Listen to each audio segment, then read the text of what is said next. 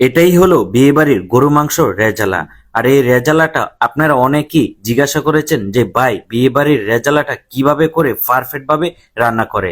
আজ আমি আপনাদেরকে একদম পারফেক্ট ভাবে রান্না করে দেখাবো। ফার্স্ট আমার এখানে 25 কেজির মতো গরু মাংস আছে। এখন দিয়ে দিলাম আদা রসুন পেস্ট। আমার এখানে টোটাল 500 গ্রামের মতো আদা রসুন পেস্ট দিয়ে দিলাম। তারপরে 200 গ্রামের মতো বাদাম পেস্ট দিয়ে দিলাম।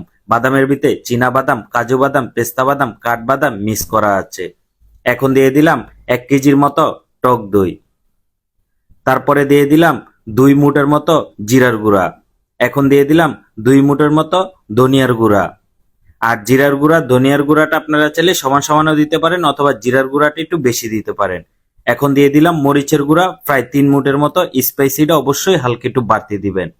এখন দিয়ে দিলাম হলুদের গুঁড়া প্রায় 2 মুঠের মতো হলুদের গুঁড়া দিয়ে দিলাম। হলুদের গুঁড়াটা চাইলে আপনারা হালকা একটু কমও দিতে পারেন, কোনো সমস্যা নেই। তারপরে স্বাদ অনুযায়ী লবণ দিয়ে দিলাম। এখন দিয়ে দিলাম অল্প একটু হোয়াইট পেপার। হোয়াইট পেপারটা আমরা সাদা গোলমরিচ বলে থাকি। এখন দিয়ে দিলাম বড় এলাচ, ছোট এলাচ, তারপরে তেজপাতা, তারপরে দিয়ে দিলাম দারচিনি। মানে বড় এলাচটা হলো কালো এলাচ আর কি।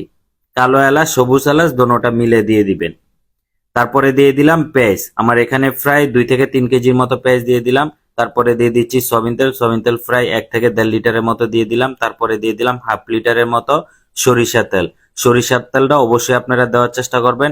আর এটাই হলো দিয়ে দিলাম মিক্স মশলা। আর মিক্স মশলার ভিডিওটা অবশ্যই কে কে চান অবশ্যই কমেন্ট করে জানাবেন। অথবা আপনারা চাইলে বাসায় যদি জানা থাকে আপনারা মিক্স মশলাটা তৈরি করে তারপরে রেজালাতে দিয়ে দিবেন। তারপরে এই মাংসটা খুবই ভালো করে মিক্স করে নিচ্ছি। দেখেন মাংস মিক্স করার সময় একদম ভালো করে আপনারা মিক্স করে তারপরে মাংসটা অনেকক্ষণ ধরে চুলার হিটে হালকা হালকা রেখে তারপরে কষায় নিবেন।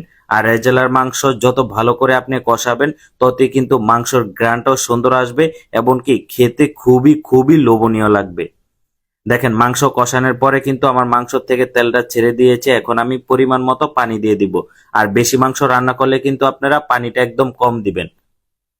আর অবশ্যই এভাবে কিন্তু রেজালা বাসায় ট্রাই করবেন, আপনাদের পরিমাণ অনুযায়ী আপনারা ট্রাই করবেন। তারপরে মাংসটা মাখা মাখা হয়ে গেলে এখন আমি কাঁচামরিচ দিয়ে দিলাম স্পাইসি অনুযায়ী।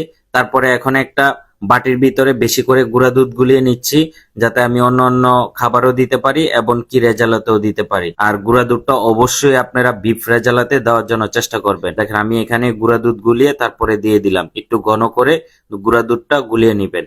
এখন দিয়ে দিলাম টমেটো সস। আর টমেটো সসটা দিলে টেস্টটা আরো বেড়ে যায়। তারপরে দিয়ে দিলাম ঘি। আর অবশ্যই একটু ভালো মানের ঘি দিবেন, তাহলে খেতে আরো লোভনীয় লাগবে এবং কি খুবই সুন্দর একটা গ্রান আসবে। এখন দিয়ে দিলাম অল্প একটু কেওড়া জল, অপশনাল, আপনারা চাইলে দিতে পারেন। দিলে সুন্দর একটা বিয়ে বাড়ির মতো পারফেক্ট গ্রান আসবে।